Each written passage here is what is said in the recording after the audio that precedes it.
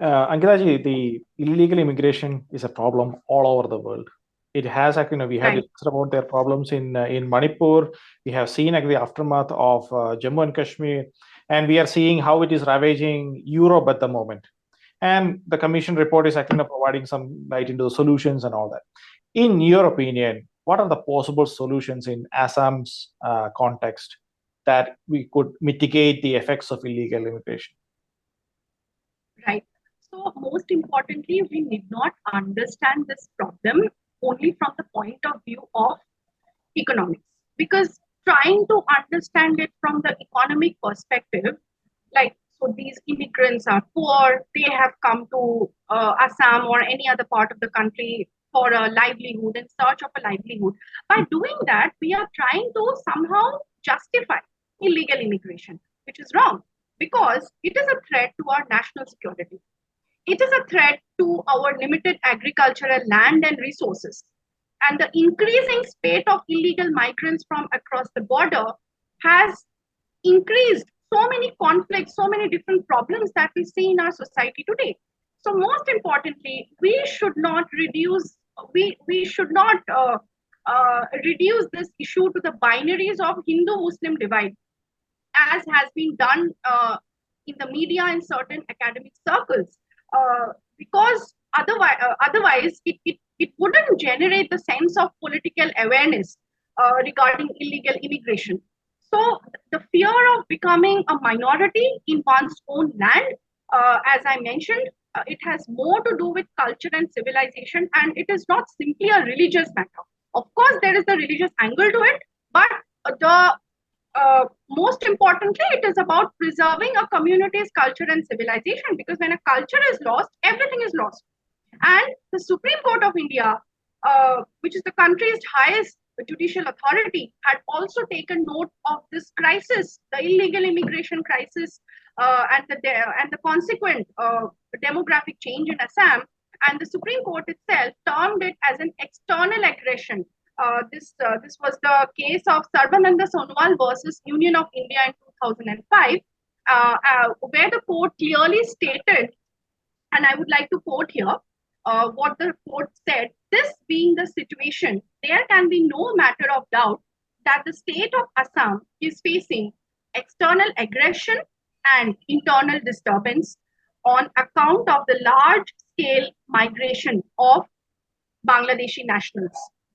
It therefore becomes the duty of the Union of India to take all measures for protection of the state of Assam from such external aggression and internal disturbance as enjoined in Article 355 of the Constitution of India. Having regard to this constitutional mandate, the question arises whether the Union of India has taken any measures for that purpose. This is what the Supreme Court has said. So the problem of illegal immigration, as you just mentioned, Ravishankar ji, has assumed uh, a very dangerous dimension, not just in Assam, but across the world at this point of time. So we simply cannot understand this problem anymore from the same set of liberal principles of freedom or secularism, because it is all about self-preservation and protection of the culture of a community in the wake of a serious threat to their survival. Coming to solutions,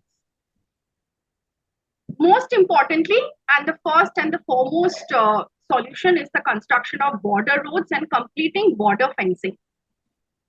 Sealing the international border with Bangladesh and the riverine areas is a must. And by this, I do not simply mean the Assam Bangladesh border, but also the Meghalaya Bangladesh border and the Mizoram Bangladesh border. So all these borders in the northeast, construction of border roads and fencing has to be complete on a war footing. There should be an increase in mobile police stations so that border patrolling can be increased in the border regions. More patrolling needs to be conducted along the entry points and exit points of immigration.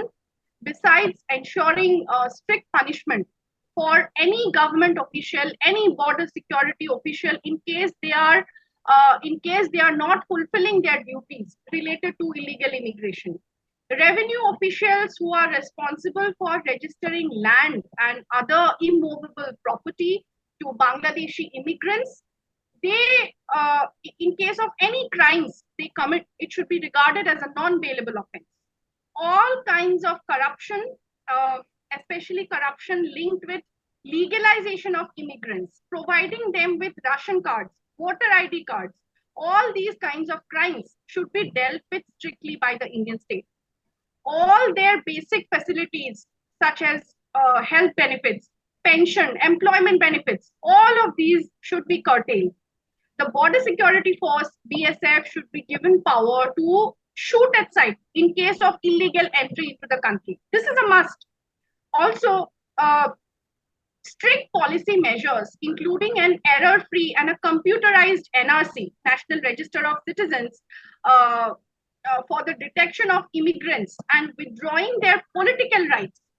By political rights, I mean voting and contesting for elections. Withdrawing these rights from the immigrants is something which is very, very important. Implementation of Chapter 10 of the Assam Land Revenue Regulation of 1886. Implementation of this chapter of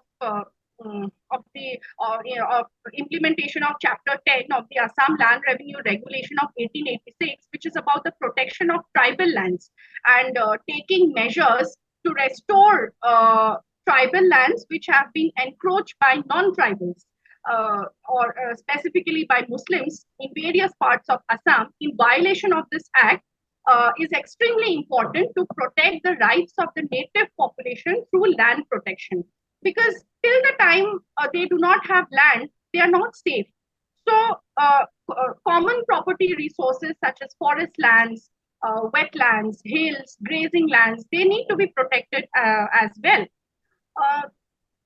Also, it might be debatable, but at this point of time, I would say it has become all the more important that the government makes a law ensuring that people who came to Assam after 1951, so the Assam Accord has the base year as 1971, but we need to go back to the base year of 1951.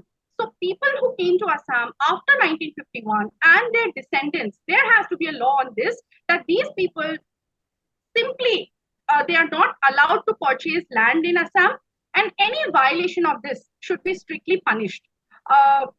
Currently, according to the sixth schedule of the Constitution of India, the Karbi Anglong Autonomous Council and the Dima Hasao Autonomous Council in Assam, they can make laws pertaining to land alienation.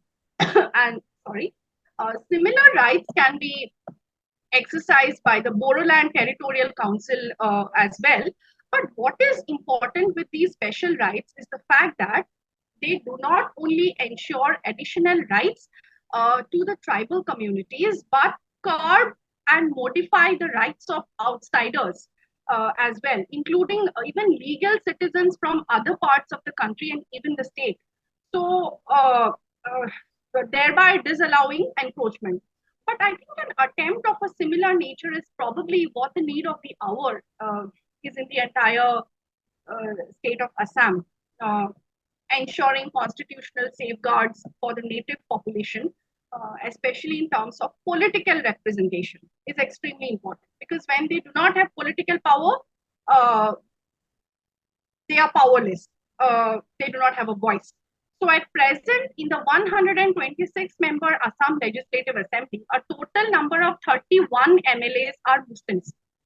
So in this context, approval of tribal or other special status, approval of scheduled tribe status to backward caste population groups, including Thai, Moran, Matak, Thai, Ahom, Koch, Rajbangshi, and T tribes, which has already been proposed, it can be considered, but it might lead to internal conflicts between the existing ST communities and the proposed tribes.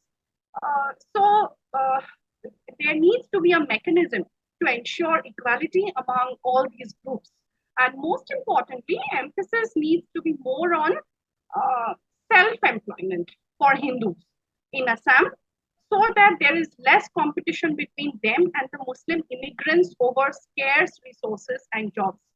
Uh, Also, I feel more awareness needs to be promoted about the problem of demographic change in Assam, not only for posing a threat to the identity of the Assamese culture and civilization, but to the country's national security.